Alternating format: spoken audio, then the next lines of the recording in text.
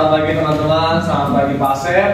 Nama saya Brian, terima salam budaya dari saya. Namo Sangya Budaya, Namo Budaya. Namo Budaya. Nah, hari ini saya akan mempresentasikan kota yang paling saya cintai, yang paling saya sukai, itu adalah Sydney. Nah, apapun yang kalian lihat di sini, foto-foto itu semua saya ambil dengan handphone saya sendiri. Jadi kalian bayangkan dengan handphone sejelek yang saya punya bisa mendapatkan foto-foto sebagus ini. Nah, ini adalah Sydney, Australia. Nah, landmark yang pertama ini adalah namanya Sydney Harbour Bridge. Lalu ini adalah Three Sister Mountain. Nah, ini tuh ada ceritanya zaman dulu. Ceritanya adalah tentang ketiga saudara tiba-tiba dikutuk jadi batu. Mirip seperti cerita maling kundang di sini. Cuma di sini versi barat. Nah, di sini yang mungkin kalian bisa percaya nggak percaya, saya juga kaget tiba-tiba di Sydney saya ketemu onta. Dan onta itu bisa dinaikin, kalian cuma perlu bayar sekitar 400 sampai 500 ribu buat naikkan itu. Kan ini mata uang dari sini. Nah, lalu di sini seperti tadi yang Juicy bilang, di Melbourne tuh ada namanya Melbourne CBD, Central Business District. Nah, di sini juga ada namanya Sydney CBD. Di sini tuh kayak SCBD-nya. Ini tuh isinya barang-barang branded, barang-barang mahal. Pokoknya kalau kalian di sini nggak ada barang di bawah 100 juta. Sydney CBD. Semuanya itu diisi sama barang-barang sekelas LV, sekelas Prada. Pokoknya barang-barangnya nggak ada yang di bawah ratusan juta.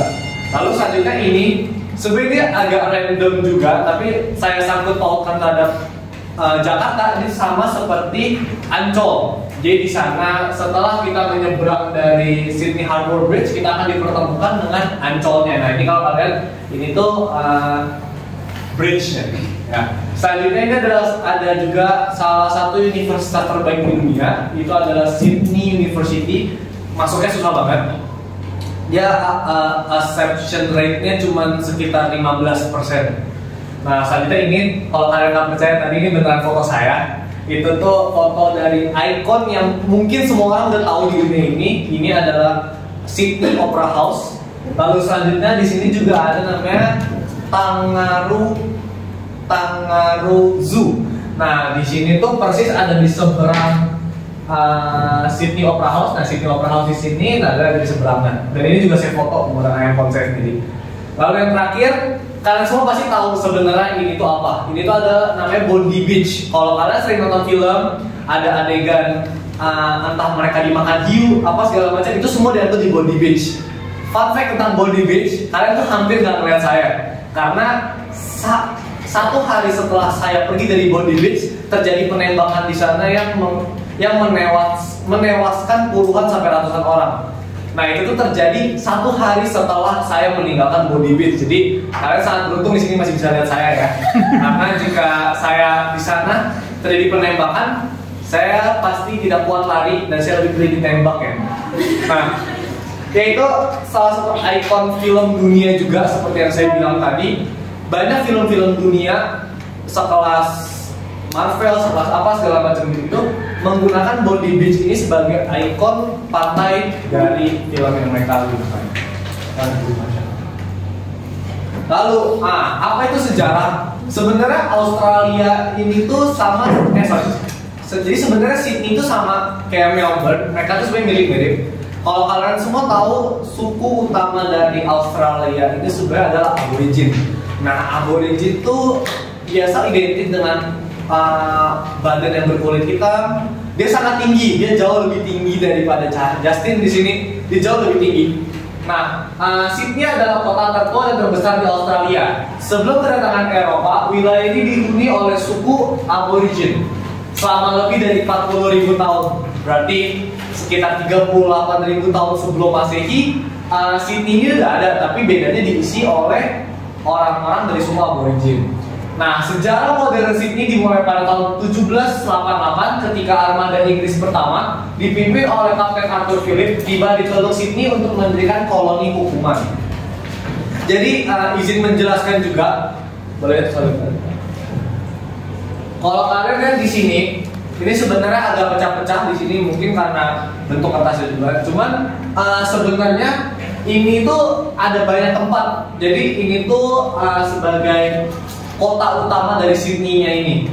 Di sini ada namanya Circular Quay. Itu tuh kayak kalau di Indonesia tuh kayak Tanjung Priok, tempat ya mungkin ini versi jauh lebih keren dari Tanjung Priok. Cuman di Jakarta digambarkan sebagai Tanjung Priok yang di sana tuh banyak kapal-kapal datang, banyak kapal-kapal ekspor impor dan sebagainya.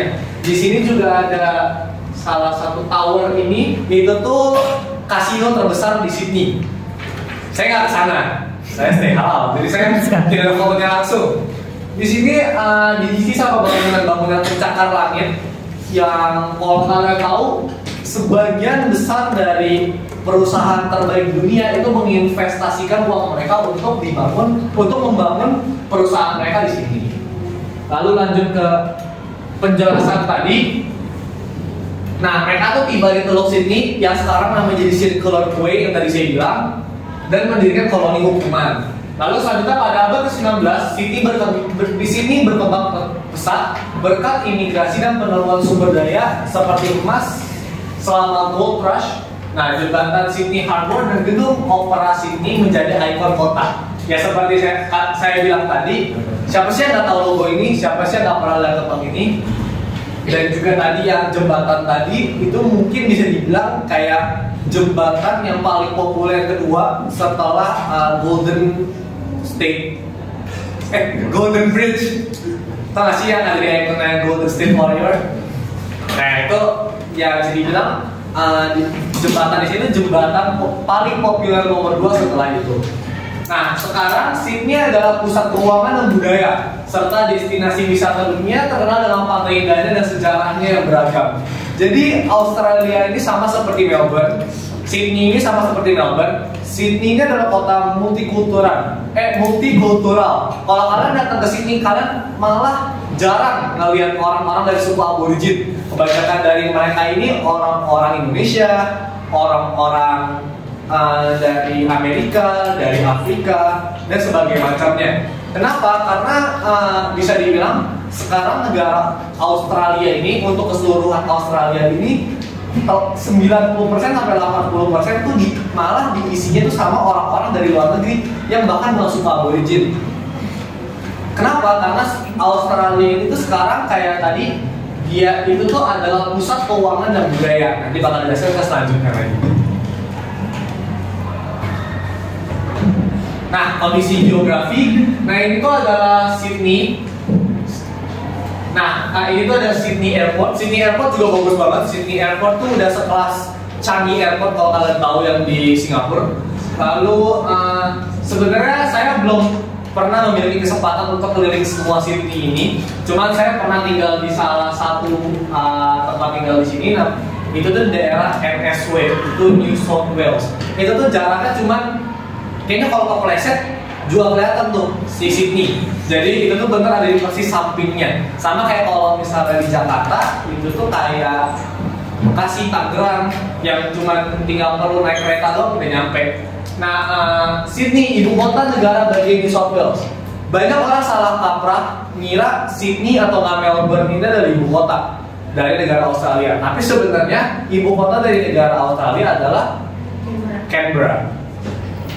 Nah, Australia memiliki kondisi geografis yang beragam dan menarik. Kota ini terletak di pantai tenggara Australia, menghadap langsung ke Samudra Pasifik. Nah, berikut ini adalah beberapa elemen utama dari kondisi geografis ini.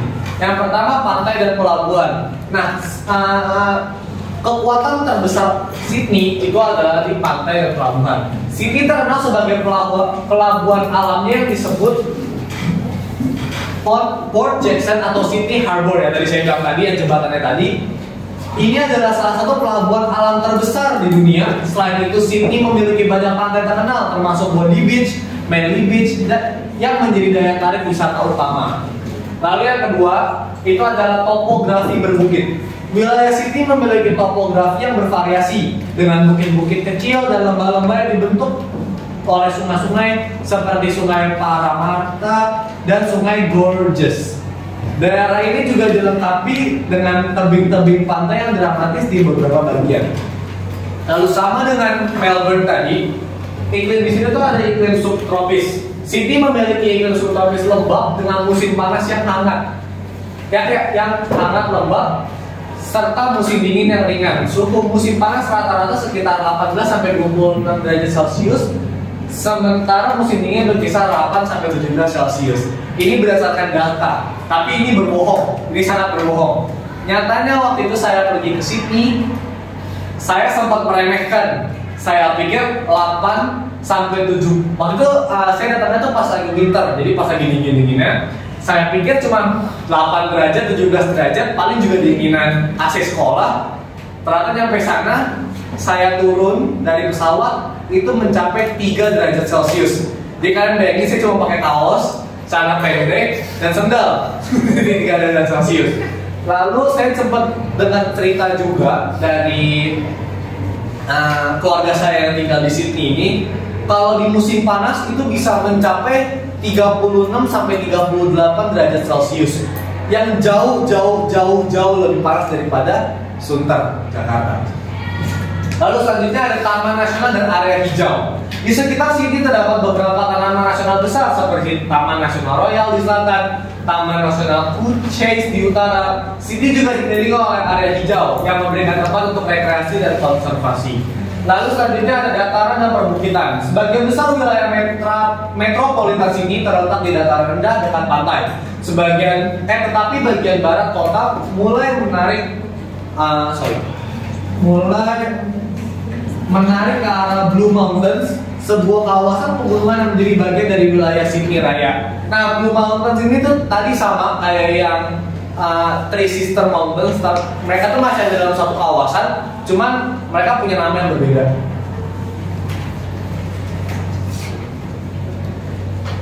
Oke, bagus banget ya. Ini ambil pakai handphone sendiri guys, iPhone X. Nah, selanjutnya adalah karakteristik kota. Sydney, ibu kota negara bagian New South Wales, ini saya bilang dari tempat saya tinggal. Australia memiliki karakteristik sebagai berikut. Yang pertama, ikon global. Ya, balik lagi, siapa sih yang nggak tahu Sydney Opera House dan Sydney Harbour Bridge? Itu adalah kedua ikon arsitektur yang sangat dikenal di seluruh dunia. Ya ini dan ini. Itu adalah ikon yang sangat mendunia. Lalu selanjutnya adalah kota multikultural. Sydney adalah salah satu kota paling multikultural di dunia dengan penduduk berbagai latar belakang etnis dan budaya. Lalu selanjutnya ekonomi yang kuat. Sydney adalah pusat ekonomi Australia dengan industri keuangan, teknologi, perdagangan yang berkembang pesat. Banyak perusahaan internasional memiliki kantor pusat di sini. Yaitu selanjutnya ada pantai dan alam. Kota ini memiliki garis pantai yang panjang dengan pantai-pantai terkenal seperti Bondi Beach, Manly Beach. Itu Sydney juga memiliki taman nasional mengelilingnya seperti Royal National Park dan tadi yang Kangaroo Park. Itu yang tadi yang saya kasih awal di foto-foto. Itu tuh ada zoo-nya. Lalu selanjutnya ada cuaca yang menyenangkan. Iklim Sydney umumnya subtropis dengan musim panas yang hangat hingga panas dan musim dingin yang sejuk dan membunuh. Lalu selanjutnya ada transportasi modern. Sistem transportasi yang baik dengan bus, kereta, dan ferry menghubungkan berbagai bagian kota. Bandara Sydney juga merupakan salah satu bandara internasional tersibuk di dunia. Sedikit cerita tentang transportasi modern. Di sana tuh jauh lebih nyaman daripada Indonesia. Di sana kita cuma perlu satu kartu untuk menaiki semuanya. Dengan satu kartu ini kalian bisa naik ferry, kalian bisa naik kapal, kalian bisa naik transportasi umumnya seperti Uber, kalian bisa naik kayak bus, kayak di sini Transjakartanya, kalian juga bisa naik MRT, LRT, itu semua bisa. Jadi sangat dipermudah lah di Sydney ini. Lalu balik lagi, di sana tuh sangat bersih karena saya pernah dapat pengalaman ada orang yang membuang sampah sembarangan di dalam keretanya. Alhasil orang itu langsung ditangkap dan kena biaya denda sekitar $2.000. $2.000 yang pada saat itu kursnya masih 10.000, itu berarti sekitar 2 juta cuma karena buang sampah sembarangan. Untung di Indonesia cuma 500.000 ya. Lalu selanjutnya ada budaya dan seni. Selain arsitektur dan bangunan terkenal, Sydney memiliki banyak galeri seni, teater, dan festival budaya yang meriah sepanjang tahun, termasuk festival Sydney Vivid namanya, yang sangat terkenal. Lalu selanjutnya ada pendidikan berkualitas. Tadi yang gue jelasin tadi, University of Sydney adalah termasuk dari 20 universitas terbaik di dunia. Jadi yang pendidikannya pasti berkualitas di sana.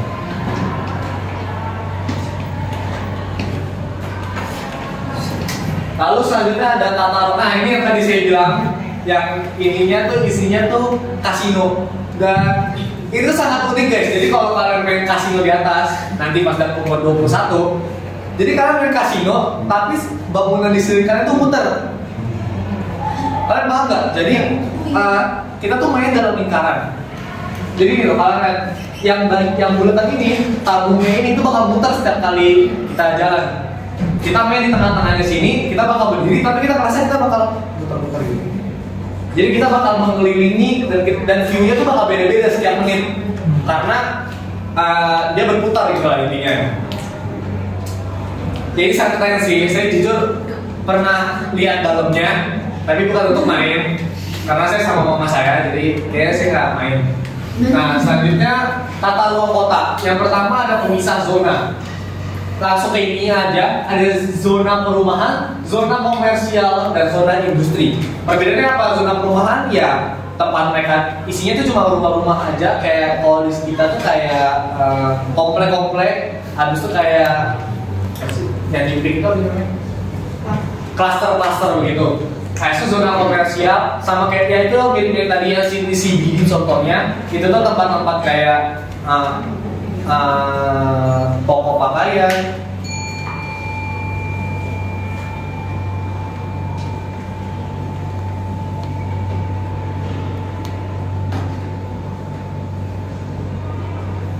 yaitu ada perkantoran, pembelajaran, fasilitas hiburan.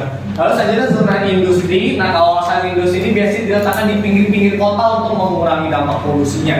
Nah selanjutnya ada transportasi dan infrastruktur. Yang pertama ada sistem transportasi terpadu. Kota-kota besar di Australia seperti Sydney dan Melbourne, lanjutkan dari Jersey, memiliki sistem transportasi publik yang terintegritas dengan baik. Ada bus, kereta api, dan ferry. Tata ruang kota dirancang untuk mendukung penggunaan transportasi umum dan mengurangi ketergantungan pada mobil pribadi. Dan juga mobil pribadi di sana tuh taxnya, pajaknya tuh tinggi banget, jauh lebih tinggi daripada Indonesia. Makanya orang-orang sana tuh lebih pilih pakai kendaraan umum. Terus kita ada akses jalan raya. Jalan raya dan tol memainkan peran penting dalam menghubungkan pusat kota dengan daerah pinggiran serta antar kota. Lalu selanjutnya ada penyediaan jalur sepeda dan jalan kaki. Banyak kota di Australia berfokus pada infrastruktur ramah lingkungan seperti jalur sepeda dan trotoar untuk para pejalan kaki dan orang yang pecinta lingkungan. Selanjutnya banyak ruang terbuka hijau. Yang tadi balik lagi ada taman kota dan taman nasional dan pelestarian lingkungan. Kota-kota besar kayak Sydney dan Melbourne itu tuh karena mereka tahu mereka punya banyak bangunan, mereka tuh kayak menyeimbangkan hal itu dengan banyaknya taman kota, banyaknya hutan lindung dan sebagainya. Lalu selanjutnya ada pusat kota dan pinggiran. Pusat kota itu adalah CBD, Central Business District, yang diisi sama perkantoran, diisi sama mall-mall dan sebagainya. Dan sedangkan pinggiran kota ini tuh mereka itu tuh lebih kehidupannya tuh lebih tenang. Sedangkan kalau CBD itu kalau kalian ke Australia ke daerah pusat kotanya, mereka tuh semua serba cepet, orang jalan bisa cepet banget segala macam. Karena mereka terburu-buru, mereka menganggap waktu itu tuh penting. Sedangkan kalau yang berada di pinggiran kota, mereka tuh lebih santai kayak kita orang Jakarta. Pesawat tinggal 3 menit kita masih bisa beli kopi, kita masih bisa beli apa. Karena kita santai, sama kayak di sana. Selanjutnya ada pembangunan berkelanjutan. Australia menekankan pada konsep pembangunan berkelanjutan dengan mendorong penggunaan energi terbarukan, bangunan ramah lingkungan, serta tata ruang kota yang mempertimbangkan dampak perubahan iklim. Lalu yang terakhir, ini nggak usah karena udah dijelaskan itu.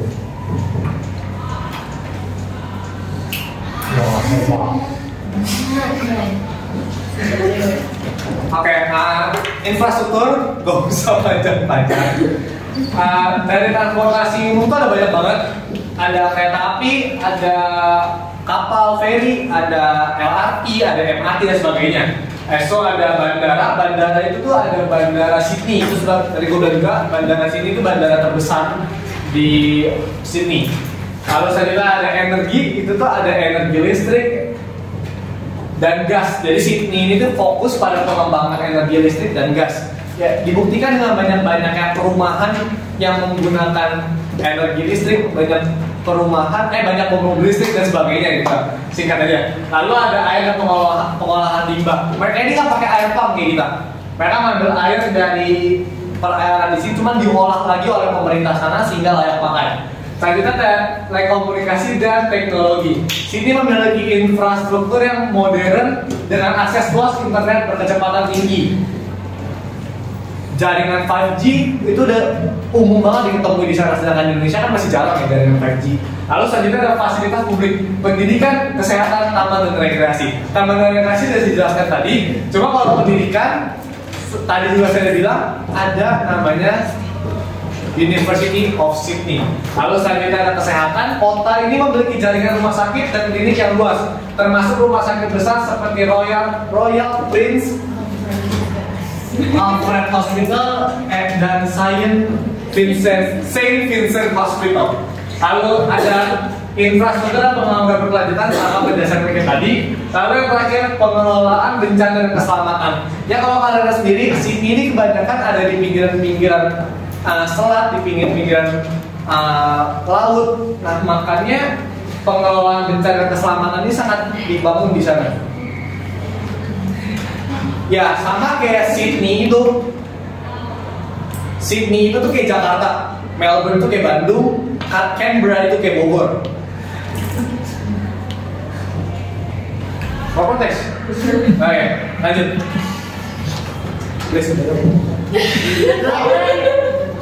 Singkat. Masalah dan polusi. Masalah.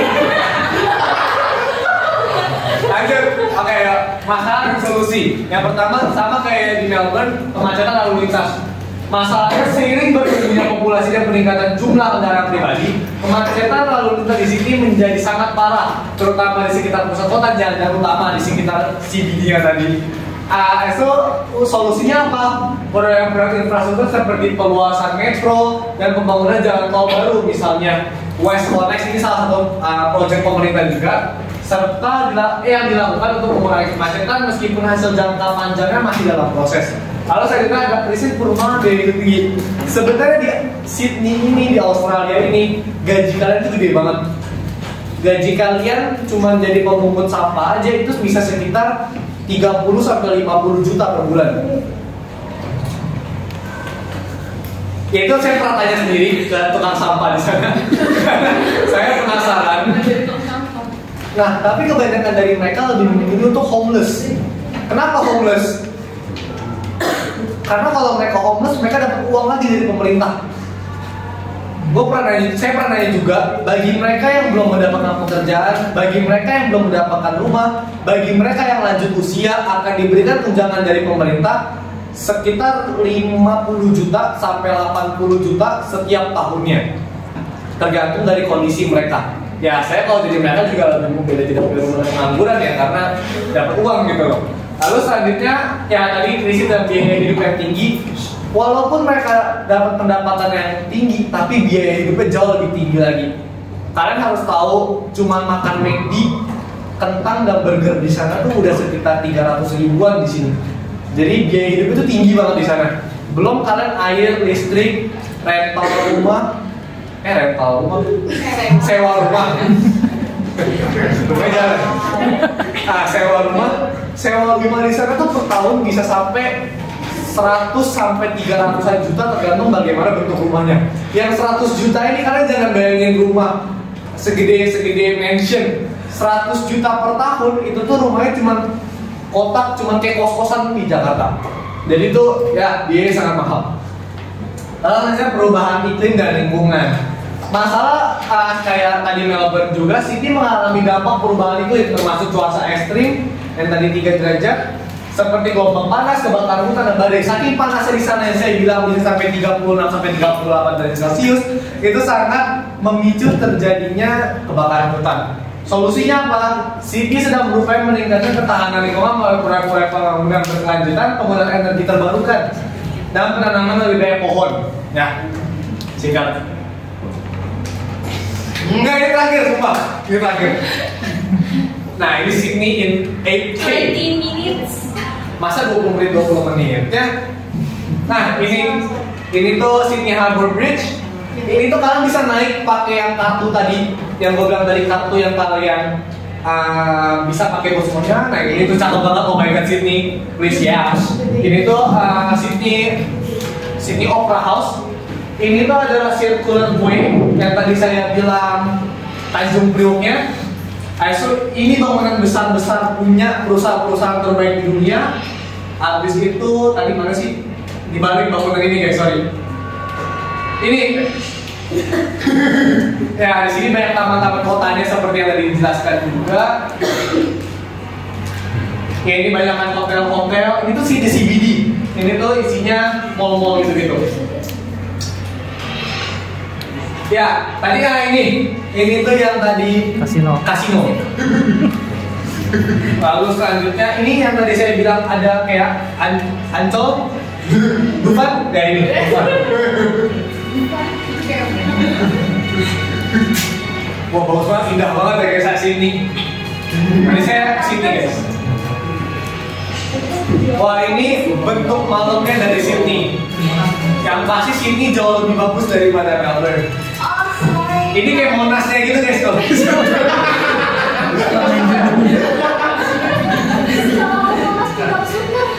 Gak ada. Bagus banget ya, aku ini gitu guys. Nah, aku mau kasih coba. Sorry bentar.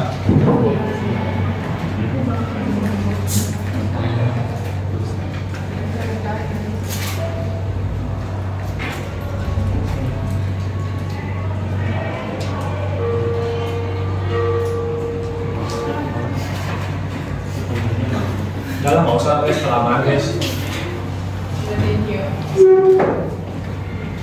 Ya, sekian presentasi dari saya. Di sini ada quote dari Kevin Lynch tahun 1960.